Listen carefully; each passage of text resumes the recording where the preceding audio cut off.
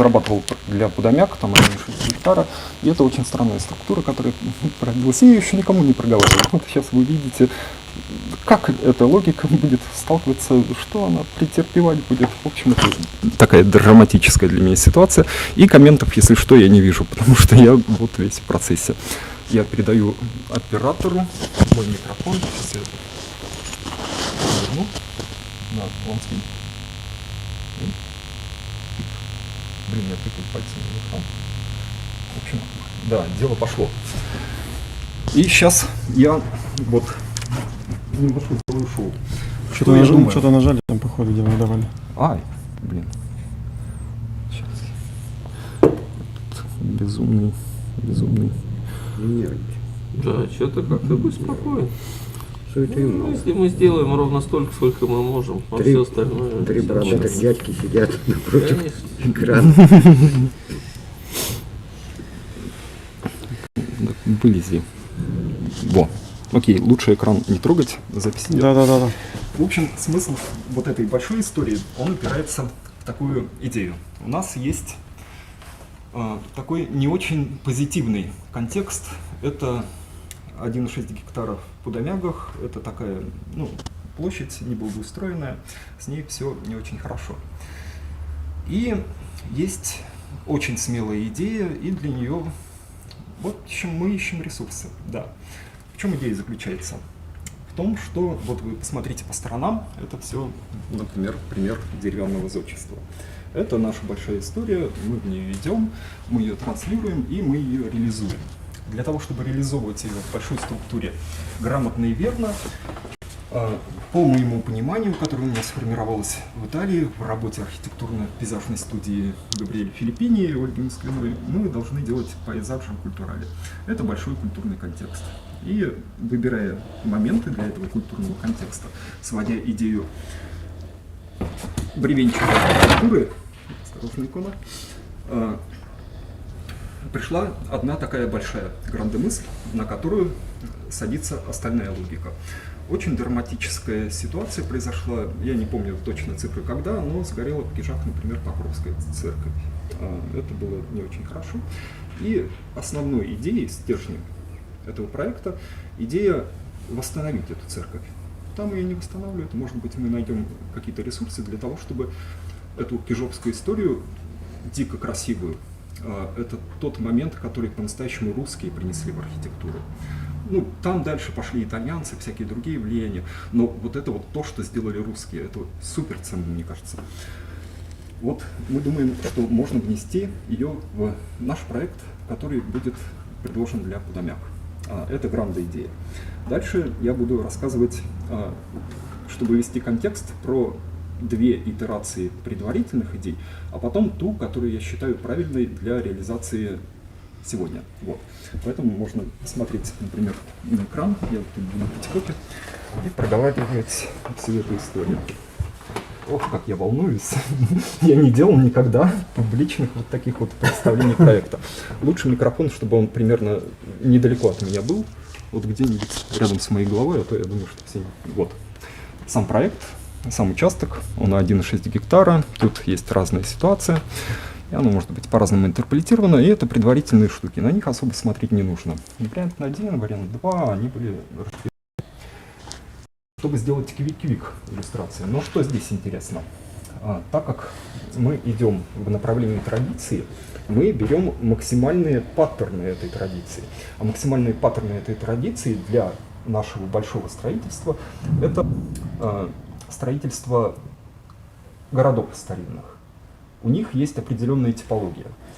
И строительство монастырей. У них тоже есть определенная типология. И переработав эту структуру и информацию, я пытаюсь на ней построить проект. То есть взять культурную традицию, культурную основу, и на ней вырастить то, что я делаю новое. Если оно стоит на культурной традиции, у нее будет как на камне построено. Корень, да? корень Да. нужный. Если не стоит, значит, это я просто делаю ерунду. И еще про Genius Lots. про нашу Покровскую церковь. Вот что интересно. Так как вокруг негативное пространство, нету превосходных элементов архитектуры. Я хочу заметить, это прям стержень всего. Если мы делаем этот превосходный элемент архитектуры, а он превосходный, потому что если хижи не превосходны, у тебя, простите, плохой вкус. Реально, да? Если мы не делаем и ставим сюда, все бревенчатое становится поддерживающим моментом для вот этой структуры. Если архитектор умный, он берет Genius Loci место и делает свой проект в контексте вот этого Genius Loci. И тогда его проект, другие проекты, которые будут строиться, они связаны смыслом с большой красивой штукой, большой, умной, ценной для людей красивой штукой. Если он делает в своем просто контексте, как он видит, так мне нравится, я делаю такой дизайн, он стоит только на своем эго. Ничем он не поддержан. Поэтому мы делаем такую основную штуку, которая может быть элементом хорошего вкуса для производства других проектов другими людьми. Понимаете, что мы делаем? Большая грандая идея. Что вот здесь вот интересно? Можно посмотреть на эту штуку. В первичных идеях проекта есть вот эта вот структура.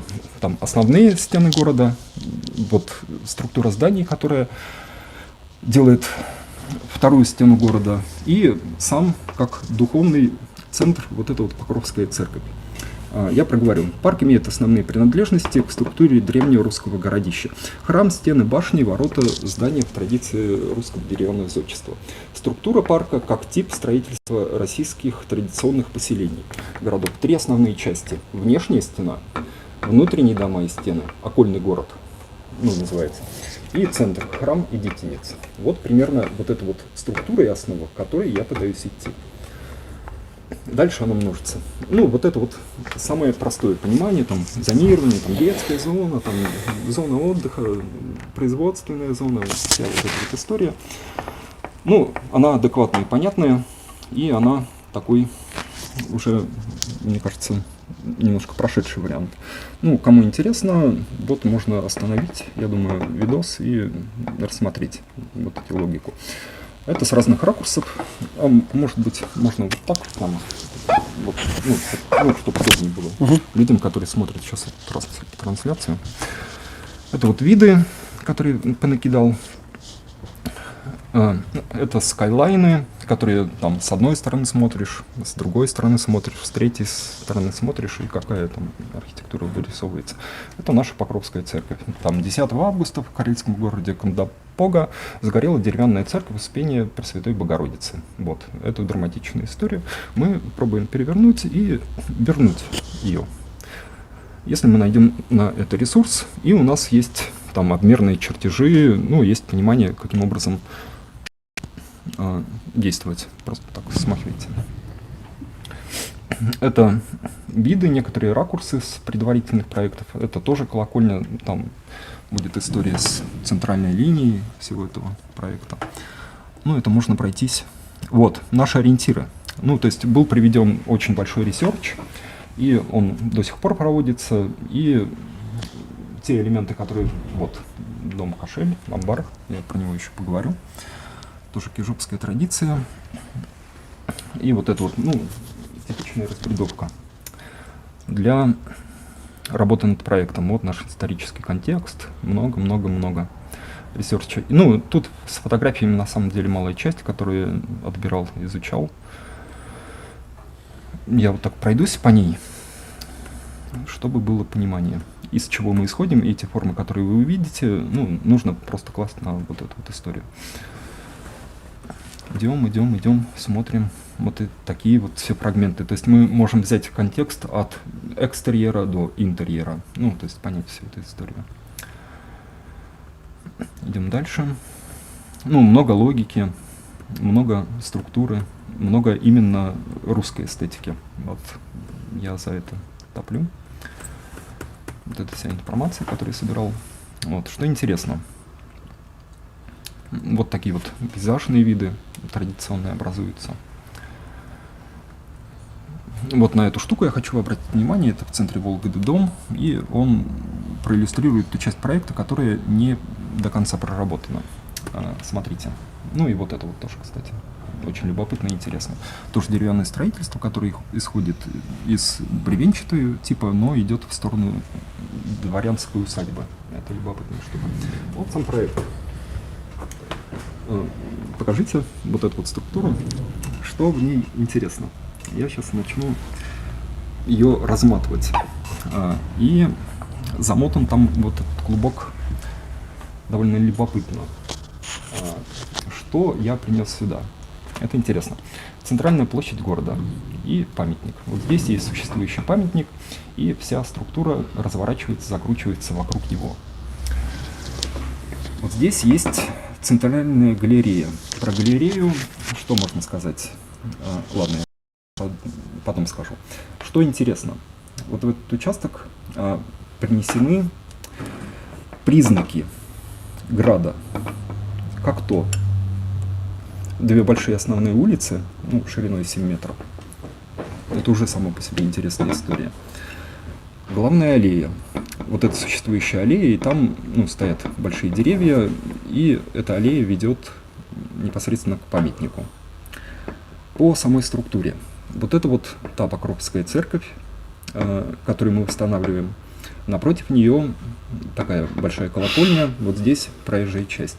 Здесь у нас образуется естественным образом уже озелененная аллея, то есть она там есть. Я не меняю ситуацию, я вытаскиваю из существующей ситуации смыслы и наполняю их функциями и подвожу там вот ко всей вот этой основе проекта. Идем дальше. Простая разбредовка по зелени и элементам пейзажа. Хочу обратить внимание на смыслы. Здания и элементы пейзажа. Здания и элементы пейзажа создают структуру стен, структуру типичную для древнего города и монастыря. Что я делаю? То есть у нас есть представление о том, что древний город или монастырь, он разделен на такие сегменты. Есть внешняя часть, стены, вот эти вот вся. Есть внутренняя часть, дома, тоже может быть обнесенные стенами, которые создают более внутреннее пространство, сокровенное. Есть максимально близкая к храму область, которая тоже каким-то образом защищена стенами. У меня в качестве стен выступают элементы архитектуры и элементы пейзажа. Вот основное, то, что ограждает всю эту историю. Вот это дополнительные штуки. Так, дальше иду. Это вы видели, как пейзаж ограждает, делает внутренней всю эту историю. Вот на этом слайде вы видите, как то же самое делает архитектура. То есть и пейзаж, и архитектура, они подчинены этой большой философии. Как это разрабатывается в другие смыслы? Все здания и сооружения града создают структуру ряда стен, окружающих, защищающих центральную зону, Покровскую церковь. Здания развиваются от центра. Джениус лоци — это кижи, а первый ряд домиков бревенчатый. Смотрите, что получается. Вот интересно. Есть стилистическая основа, которую нам задают наши Джениус лоци. Это архитектура кижей. Эта архитектура кижей повторяется, цитируется в первом ряде. Это бревенчатая архитектура, тот тип строительства. И вот в этой зоне. Это производственная зона и зона хранения. Там амбары всякие. Вот этот тип домика, это как раз такой амбарный и называется кошель. Тут два таких кошеля. Интересная штука. Второй стиль, вот эта вот структура, это более современная штука. Современная в том же контексте, что усложняется структура, она идет в духе такого идея терем, идея боярский дом, идея княжеский дом, вот то, из чего, что можно сделать сложного из деревянной структуры. Не самые простые, а прям сложные. А третий стиль — это то, где деревянное строительство доходит до своего логического завершения и приобретает черты современной истории. Это стиль дворянской усадьбы. Там вкрапление камня в цоколе, принесение в структуру деревянную идеи колонн. Вот. То, что может быть ближе современному человеку. Те условия, которые могут быть ближе для того, чтобы он согласился в них существовать. Потому что вот в этой может быть не очень много денег, но немножко больше природности, естественности, но больше такой, как чуть, может быть, хардкор. А вот здесь уже такая совершенно современная история, просто выполненная в ряде таких материалов. Дальше.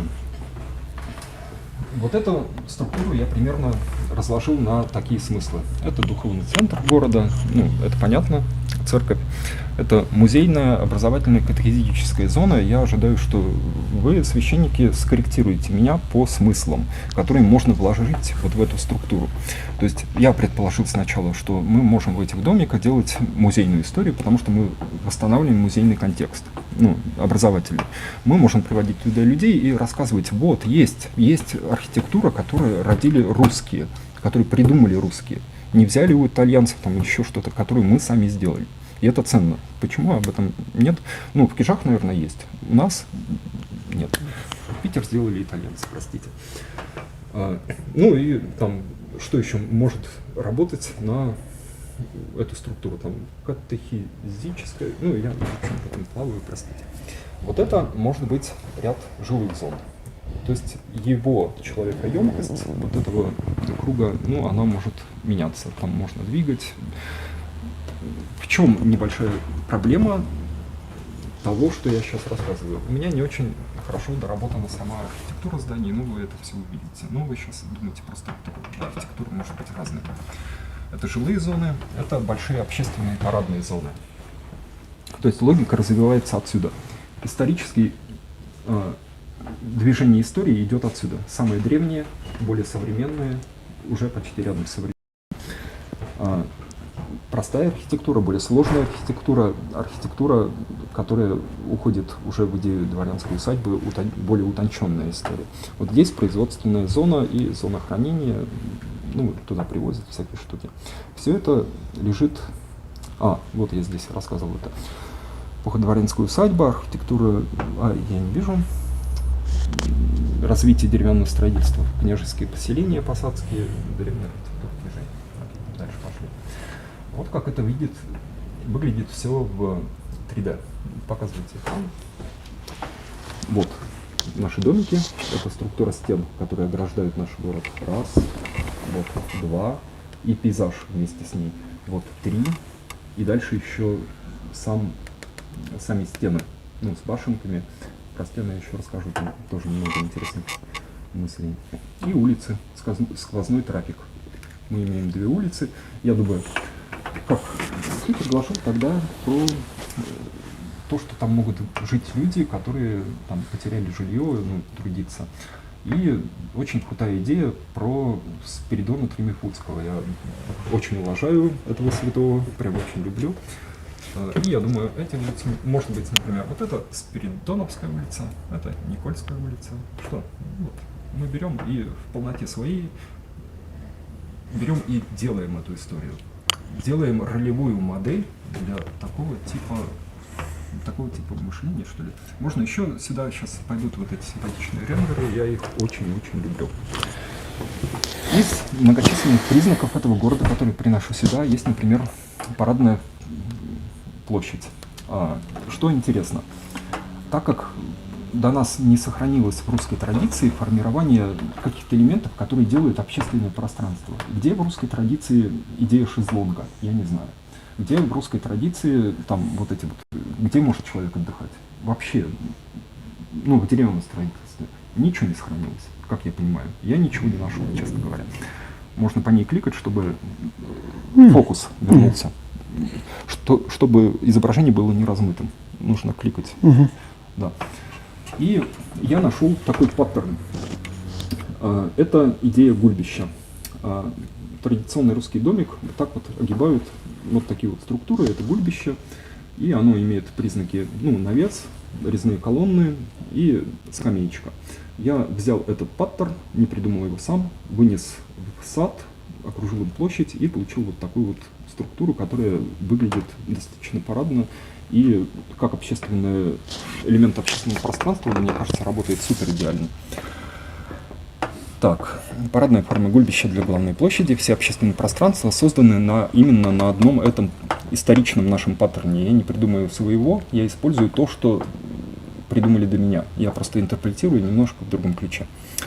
На одном паттерне, простом фрагменте, сочетаемом в разные формы. Я беру этот один элемент, который можно масштабировать.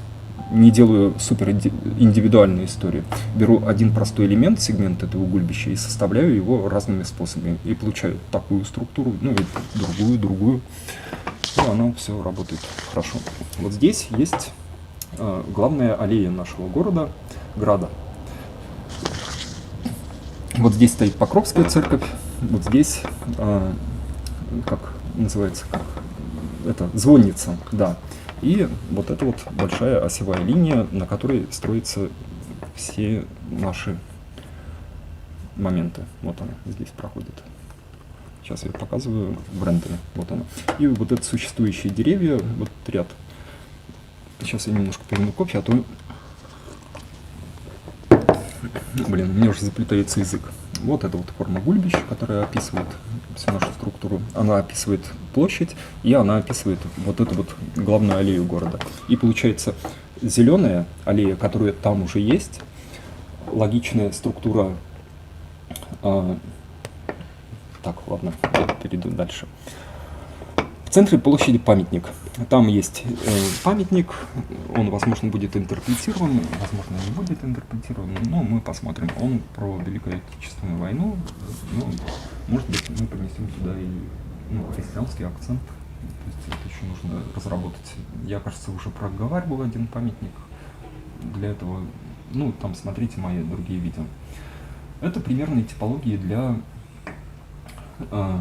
зданий и сооружений. Это там первого круга фрагменты вот этого тын-тын. Ну, вот я хочу заметить, что вся архитектура здесь недоработана. Я сейчас ставлю себя в дико травмирующую ситуацию, когда я показываю проект, а я не готов в полноте своей показа этого проекта. Ну, об этом я в самом начале говорил. Вот это наш первый круг. Дальше. Это может быть усложнение архитектуры.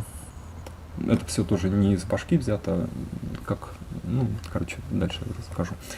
Это второй круг нашей истории. Вот он. Вот это интересно, потому что это тоже недоработанное. Я вчера на этом моменте остановился, и нужно дорисовывать, доводить, но смысл понятен. Когда деревянная архитектура берет и начинает приобретать некоторые элементы ордера. Вот я сейчас вернусь на самое начало. Вот ролевая модель — это то, к чему примерно, ну вот, я считаю, можно идти в строительство таких зданий. И вот это вот тоже очень интересная история. Она фрагментарно дико декоративная, но очень сохраняет вкус, мне кажется. Так, дальше. Сейчас я вам покажу, как эта история... Вот. 3D вся эта история. Это вот эти вот кижевские дома-кошели, которые... Сейчас я тоже продемонстрирую.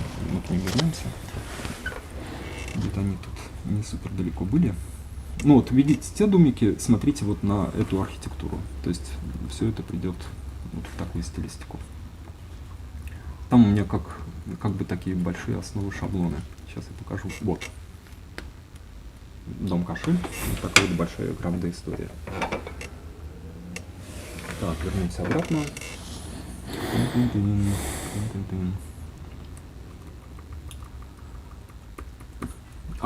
Вот сейчас пройдемся по улицам и увидим в материале, как выглядит вся эта история. Структура. Дороги и дома, ландшафт, ну как стены города, это я все проговаривал уже.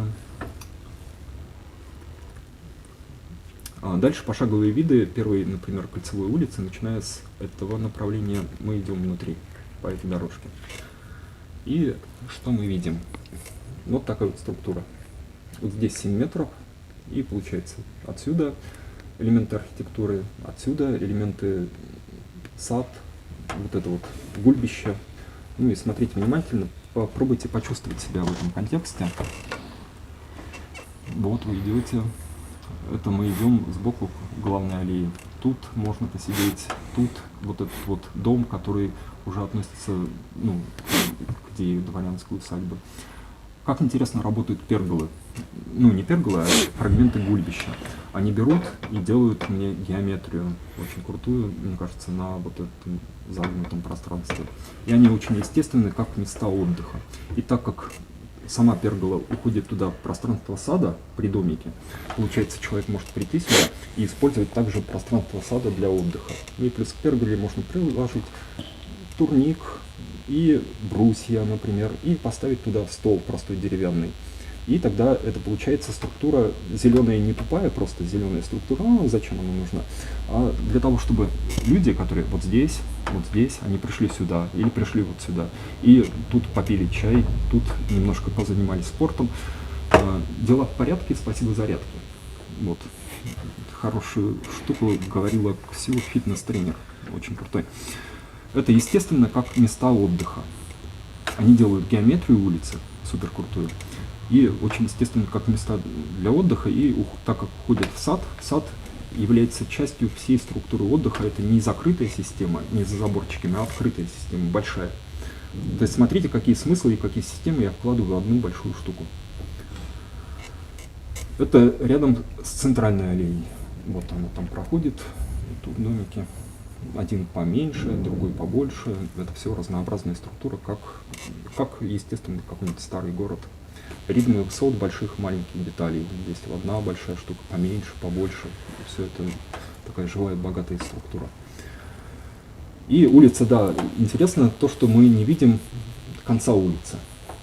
То есть участок микро на самом деле, а мы идем по улице и не видим ее окончания. Это странно и это интересно.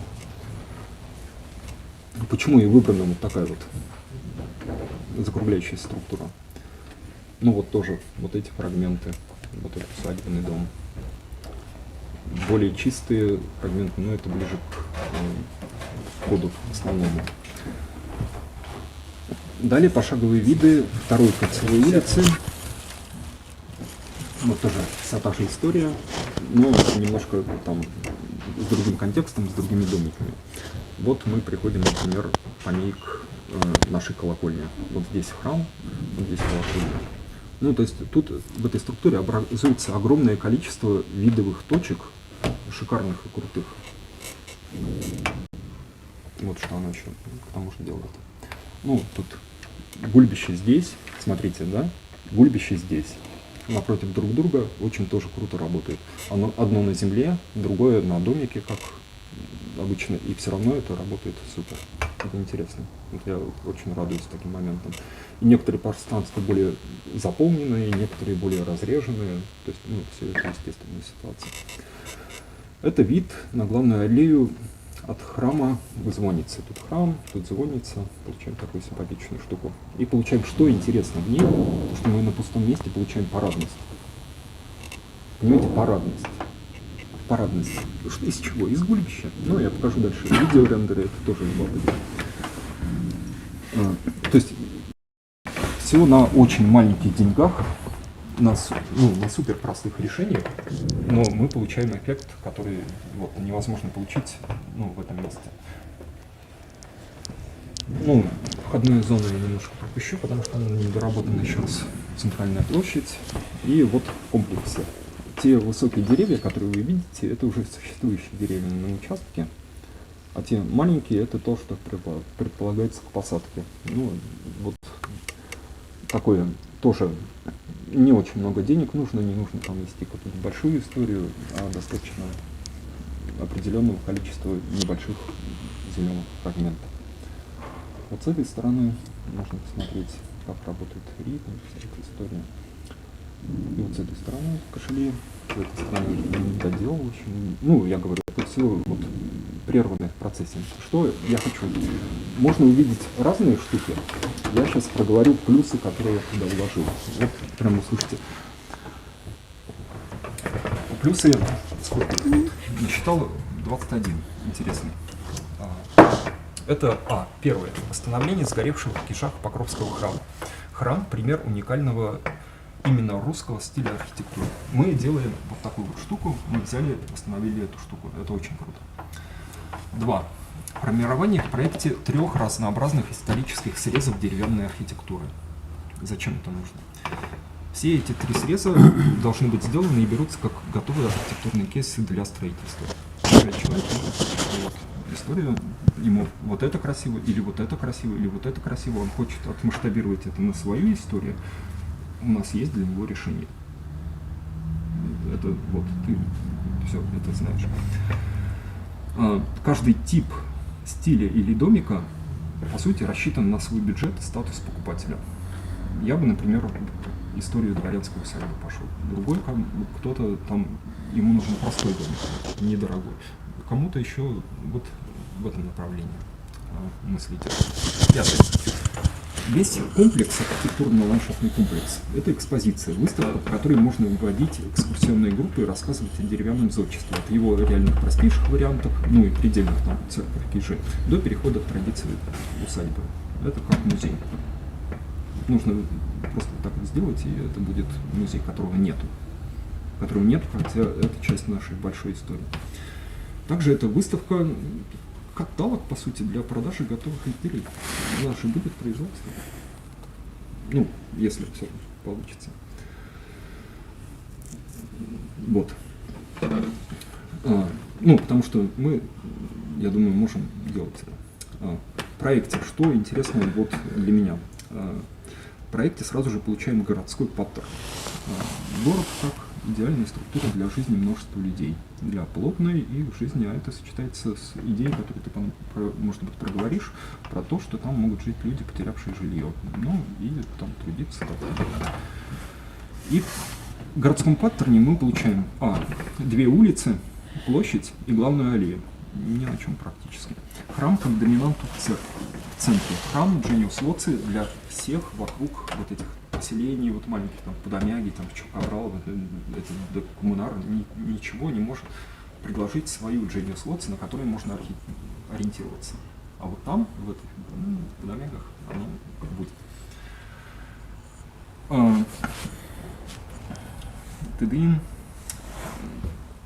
И это задает уровень нормы. Мы задаем вот этой вот штукой уровень нормы. В первую очередь для себя, чтобы как проклятые прячься и сделать вот это вот. Ты уже вздохнул, ты фигачишь как проклятый, ну прям, я тебя понимаю. Получаем производственную базу, но это как элементы паттерна этого города. Производственную базу и базу складирования, жилые сектора. Ну, по сути, это и есть там вот эти вот нарезанные секторами пространство для жизни. Сектора культуры, соцработы, здравоохранения, ну как вы же реабилитацией занимаетесь, вот это вот там вон идет вся эта большая история.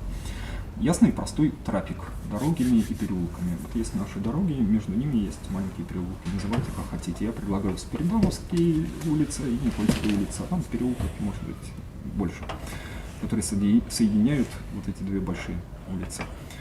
И простой, ясный кейс озеленения для каждого дома, основанный не на цветочках, никому не нужных клумбах, не на этих розариях, а на том, что приносит пользу человеку.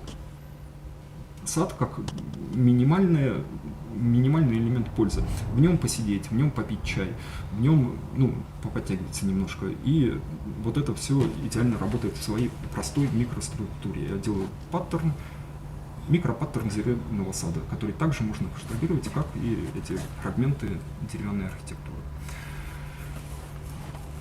В стремлении цитирования каркаса древних городов и монастырских комплексов мы имеем 3 восклицательных знака, ярусную структуру, зонирование домами и ландшафтами, плюс дороги, и это не выглядит тесно. Прикиньте, я умный, шо пипец. 3 главных общественных пространства. Духовно-политическое – это площадь отдыха и общения всех жителей, это главная аллея, ну и плюс точно так же дороги работают. Понимаете, все структуры, они работают на отдых и патриотическая память.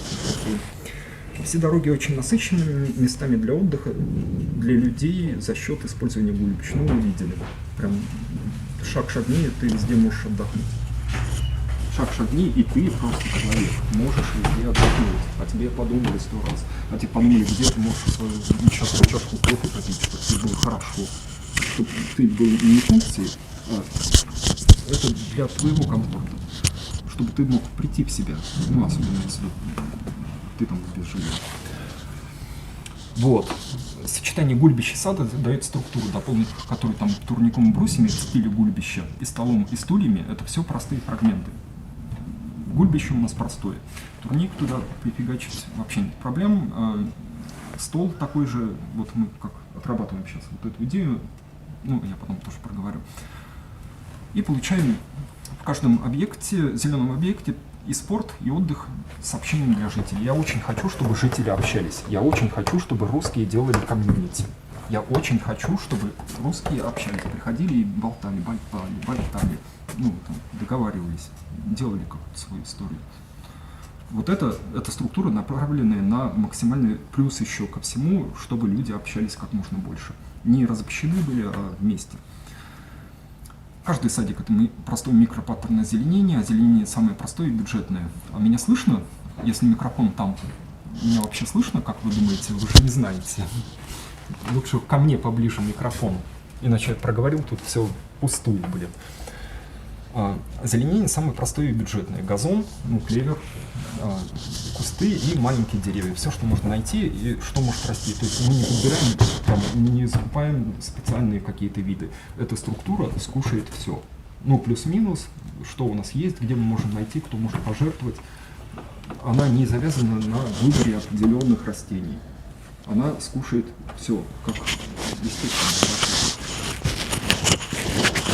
Ее туда можно залить любую зелень, органично, естественно. Улицы. Приносим православный контекст. Что я люблю в Италии, то, что как Давай, эти подержу микрофон. улицы названы именами святых. С какого лешего у нас такого нет.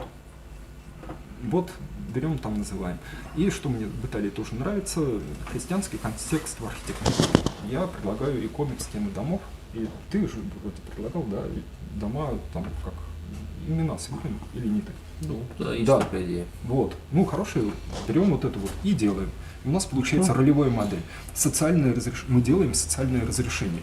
Если мы так сделали, значит, другие могут. Окей. Забор. Я про него не проговорил. Ну, ладно, это и так уже много. Я тебе проговорил. Забор — внешний вид. Старинный город, деревянные крепостные стены, башни, темы, града и монастыря. Я сейчас не весь этот список прочитаю, ты его, пожалуйста, прочитай весь. Забор не сплошной, это проницаемая структура, открытая и дружелюбная. Фрагменты забора скрываются в зелени. Ну, ладно. Стены внутри, как настоящие защитные стены, строим так, чтобы... Сейчас... Башни идентичные, и одновременно это зона отдыха людей с местами для сидения, лежания, питья кофе на высоте башни. Вот такая в целом структура, и я сейчас покажу некоторые пролеты отрендеренные. Давайте посмотрим на этот, на экран сюда. Идет по улицам. Чутка прилетим. Вот люди для масштабности вот так все примерно выглядит. Ну, тут там более современные, более древние. Вот это прилетает наша колокольня. Вот так вот выглядит гульбище в этой структуре. Ну и когда мы зелень туда приносим. Даже если это супер плотная структура, она выглядит живой и... Блин, мне нужно еще кофе. Я покажу этот рендер не весь в комплексе, потому что это, опять же, все делается с болью и на лету. Но примерно можно себе представить, как идет вот эта вот история улиц. И чуть-чуть главные аллеи. Сейчас покажу. Ну, те, кто на меня подписан, видели уже, наверное, эту штучку. Вот наша звонница, вот эти существующие деревья, и вот как они делают нам вот эту вот историю с аллеей. И вот наша пергола приходит сюда, и вот такие виды. Окей. В принципе, я закончил. Давайте вы что-нибудь скажите. а вы поснимайте, а я просто помолчу. Если вы будете говорить просто мнение, а не задавать вопросы, это мне очень сильно поможет. Бобик сдох. Не будем мучить, да, Эдуарда. Ну, какое мнение? Ну, во-первых, самое главное, наверное, кто-нибудь подумает, что это очень тяжело, очень затратно. Но, во-первых, не надо забывать, что это идея, которая может реализовываться поэтапно. То есть сначала мы можем построить храм, потом мы можем построить здание там первого круга или наоборот построить производственные здания для того, чтобы нам легче экономически было реализовывать всю последующую структуру. Конечно, она будет продумываться, она будет отрабатываться, эта структура будет обитаемая и обязательно поднадзорная, с одной стороны, с другой стороны, она будет открыта для всех жителей. И мы, как раз основная вот такая наша сверхзадача, некой такой культурной экспансии, именно в том, чтобы людей заставить почувствовать себя, что можно жить немножко по-другому. Можно общаться по-другому, можно радоваться не только там, да, с использованием каких-то психоактивных веществ, но просто... Простите, я про это сделаю ремарку. Да. Просто в этом храме лечат людей с наркотической зависимостью, вот поэтому отец Алексей сказал вот эту штуку, наркотическая и алкогольная. Поэтому мы немножко в этом контексте это просто пояснить, что... Да, но зависимостей на самом деле огромное количество. Сейчас есть и игровая зависимость, и зависимость просто человека в интернете, который сидит не без отрыва от компьютера или сидит без отрыва от смартфона, не используя это как какие-то средства производства именно, как некую черную дыру, которая поглощает полностью все его силы и все его время. Вот от этого мы хотим людей на самом деле оторвать и показать им ту красоту, ту прелесть, тот потенциал, который мы имеем, тот потенциал, который создали для нас наши предки, и который мы зря, скажем так, подзабыли и теперь просто восстанавливаем. Да. Потому что на самом деле это великое слово традиция, и это великая сила русская именно в общности и в умении поддержать друг друга. Вот мы хотим восстановить вот эту идею мира, идея того, что не моя хата с края, ничего не знаю, а то, что мы живем все вместе трудимся, все вместе радуемся, все вместе молимся и объединяемся вокруг и храма, вокруг и памятника, да, той жертвы, которая была принесена ради спасения нашей земли, ради того, чтобы мы на этой земле могли жить и трудиться. Вот это очень важно, это просто вот необходимо подчеркнуть. Поэтому мы готовы и пригласить людей поучаствовать в этой структуре вполне. И еще раз говорю, за счет того, что эта структура, она элементная, мне видится, мы уже не первый храм, слава Богу, строим, мне видится, что это вполне себе вариант проходной. Опять-таки с учетом того, что, в общем-то, дерево относительно недорогой материал, а с другой стороны материал очень теплый, душевный и позволяющий свои какие-то вот культурные ассоциации, мечты, красоту, вот все это в себе реализовать довольно просто.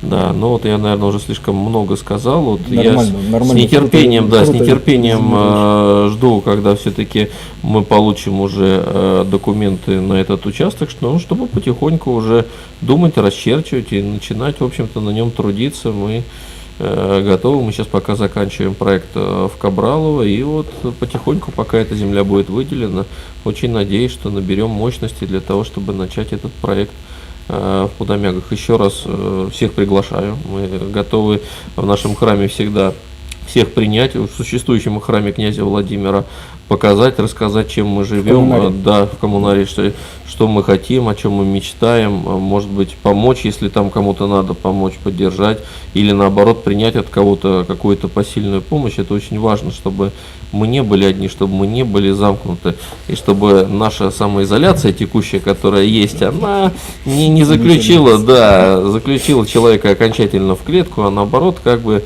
нам нужно выходить из самоизоляции. Не подумайте, что я призываю к какому-то бунту. Нет, я призываю к тому, чтобы действительно вот этот вирус одиночества, вирус оставленности, вирус того, что человек никому не нужен, но он как раз вот был бы он разрушен, и вот это как раз в этом отношении проект, если хотите услышать, по устранению этой самоизоляции. Наверное, вот так. То есть, и это вот очень важно, потому что если делается просто проект, непонятно, проект должны вкладываться вот эти смыслы, большая философия должна вкладываться, и развитие, там, ценности должны вкладываться. На этих ценностях строится проектирование, на философии строится проектирование, не на других вещах. Вот это в базе. Это то, чему меня научили там в Пезаро, в Филиппине научились. Привет, Оля и Габриэля, если вы смотрите. В общем, вот, это отец Алексей, который строит все вот эти вот штуки крутые. В общем, вот. Так, блин, спасибище огромное всем, кто смотрел этот эфир. Я дико волнуюсь, я прям аж вспотел, потому что я не делал таких публичных штук. В общем, я сейчас пойду пить кофе и приходить в себя. Спасибо огромное всем. Всем Спасибо чао, огромное. чао.